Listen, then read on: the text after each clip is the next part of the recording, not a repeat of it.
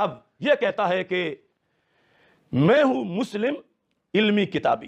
نہ میں وابی نہ میں بابی، میں ہوں مسلم علم و کتابی. اور ساری امت کے اکابر کے خلاف بھونکتا ہے، اور میں ہوں مسلم علمی کتابی. یہ کتابی کا جو لفظ ہے فقہ کی کتابیں یا ہمارے عربی لٹریچر میں تو یہ تو یہودی یا کرسچن کو کہا جاتا ہے. بٹوین لائنز اسی طرح ہی ہے، یہ کتابی ہے. علمی علم تو قرآن مجید میں اس میں کتنی بار علم کی مذمت میں آیات آئی ہیں. مطلقاً علم، ارے حق کے لیے ہمیں نام اور دیے گئے ہیں.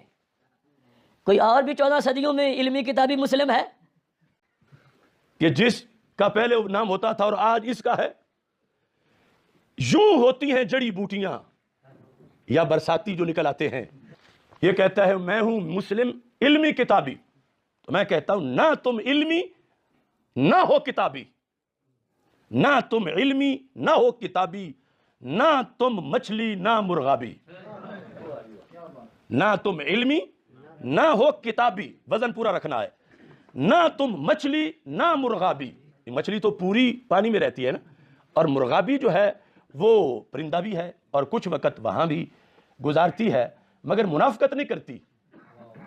نہ تم مچھلی نہ مرغابی، یعنی مچھلی کی طرح دعویٰ یہ ہو کہ میں پانی کے بغیر زندہ نہیں رہ سکتی، تو یہ اس دعوے پہ کہ میں قرآن و سنت کے بغیر نہیں زندہ رہ سکتا تو بالکل پورے نہیں اترتے. ایک بریلوی مفتی علامہ اور پی ایچ ڈی ڈاکٹر صاحب نے آپ کے علمی دلائل کے جواب میں قرآن حکیم کے آیات پڑھ کر یہ عقیدہ ثابت کرنے کی کوشش کی ہے کہ اللہ تعالیٰ کے نزدیک لفظ کتابی یہود و نصارہ کے لیے یوز ہوا ہے، اور لفظ علمی بھی یہود و نصارہ اور ان گمراہ فرقوں کے لیے استعمال ہوا ہے جو نبی صلی اللہ علیہ وآلہ وسلم کی مخالفت میں علم والے ہونے کے باوجود دعوت حق قبول نہ کرنے کے سبب گمراہ ہوئے.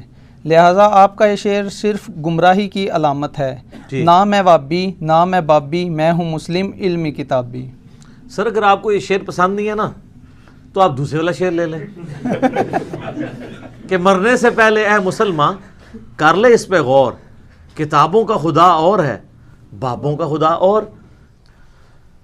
یہ جو ڈاکٹر صاحب ہیں نا، پی ایچ ڈی اسکالر صاحب، یہ وہ شخصیت ہیں جن کے بارے میں بریلوی مکتبہ فکر کا یہ کلیم ہے کہ اس وقت سب سے بڑا ہمارا اسکالر یہی بندہ ہے، ڈاکٹر اشرف آصف جلالی صاحب حفظہ اللہ تعالی من الجنت والناس. تو دعا زندہ بندے کو تو کسی کو بھی دعا دے سکتے ہیں. مجھے بڑا افسوس ہوا اور انہوں نے میرے شعر کے اوپر ایک پوری نظم کہہ دی ہے جی. ٹھیک ہے، نہ تو جناب وہ مرغابی نہ تو وہ مچھلی، پتہ نہیں کیا کچھ کر کے.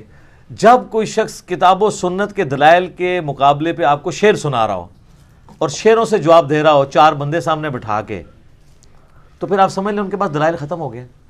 اور مجھے اس بات پہ اتنا افسوس نہیں ہے، میں نے اس کو حسب حال اور خبرناک کے طور پر یا خبر یار کے طور پہ انجوائے کیا ہے، بڑا مزہ ہے، 2-3 بار لگا کے سنا ہے. مجھے دکھ یہ ہے کہ جو انہوں نے قرآن کی تحریف کی ہے. سر انہوں نے قرآن کی آیات پیش کر کے یہ کہا کہ یہ جو علم ہے نا، علم کی بات کرنا یا اپنے آپ کو علمی کہنا، یہ کافروں کی نشانی ہے. لیکن انہوں نے ساتھ یہ نہیں بتایا کہ پھر مسلمان کی نشانی کیا ہوتی ہے. مسلمان تو کافر کے بالکل الٹ ہوتا ہے نا، بلکہ کہنا چاہیے کافر مسلمان کے بالکل الٹ ہوتا ہے. تو اگر کافر کا علمی ہونا اس کی نشانی ہے تو مسلمان کا کیا غیر علمی یا جاہل ہونا، پھر یہی مطلب نکلے گا نا.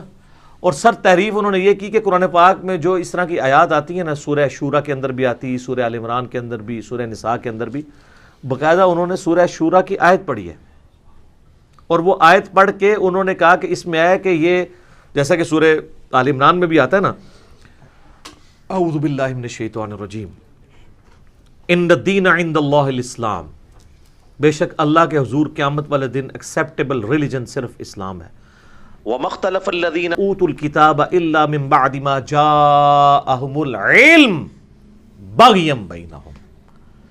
اہل کتاب نے جو العلم آ جانے کے بعد بھی انکار کیا ہمارے محبوب صلی اللہ علیہ وآلہ وسلم کا، تو آپس کی ضد کی وجہ سے کیا. سیم اسی طرح کے الفاظ ہیں سورہ شورا کے اندر، کہ انہوں نے دین میں تفرقہ ڈالا علم آ جانے کے بعد۔ اس کا مطلب یہ تھا کہ جب علم موجود تھا تو ان کو چاہیے تھا علم کی پیروی کرتے، تو انہوں نے پتہ اس کا کیا ترجمہ کیا کہ علم آنے کی وجہ سے تفرقہ ڈال گیا۔ سر ہمارے جو سٹوڈنٹس تو چھوڑ دیں، جس کو تھوڑی سی اردو آتی ہے وہ بھی حسرت ہے کہ یہ اس نے پی ایچ ڈی کی ڈگری اس کو کس نے دی ہے بندے کو۔ سر یہ قرآن کی تحریف ہے، قرآن کی تحریف ہے۔ اللہ تو علم کو اپنی طرف آن کر رہا ہے کہ میں نے علم دیا تھا، اس علم کے ہوتے ہوئے بھی تم گمراہ ہو گئے، تمہیں چاہیے تھا اس علم کی پیروی کرتے۔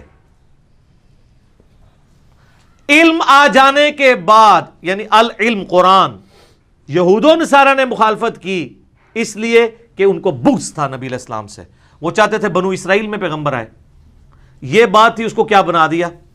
اور سر یہ سورۃ البقرہ اگر آپ پڑھیں نا تو العلم کے حوالے سے آپ کو ایک اور آیت ملے گی جو اسپیسیفکلی نبی علیہ السلام کو اللہ تعالیٰ نے بیان فرمائی ہے، اس سے آپ کو یہ بالکل عقیدہ کھل کے سامنے آ جائے گا۔ اعوذ باللہ من الشیطان الرجیم، بسم اللہ الرحمن الرحیم۔ یہ جناب 120 نمبر آیت ہے سورۃ البقرہ۔ وَلَن تَرْضَىٰ عَنْكَ الْيَهُودَ وَلَا النَّصَارَىٰ، ہرگز راضی نہیں ہوں گے یہودی اور نصرانی یعنی عیسائی، حَتَّىٰ تَتَّبِعَ مِلَّتَهُمْ، یہاں تک کہ تم ان کی ملت پر نہ آ جاؤ۔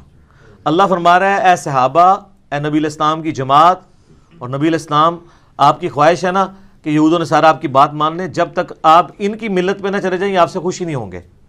قُلْ إِنَّ هُدَى اللَّهِ هُوَ الْهُدَىٰ، اے نبی فرما دو کہ ہدایت تو وہ ہے جو اللہ دیتا ہے، اور اللہ یہاں پہ ہدایت کسے کہہ رہا ہے وہ بھی سن لیں۔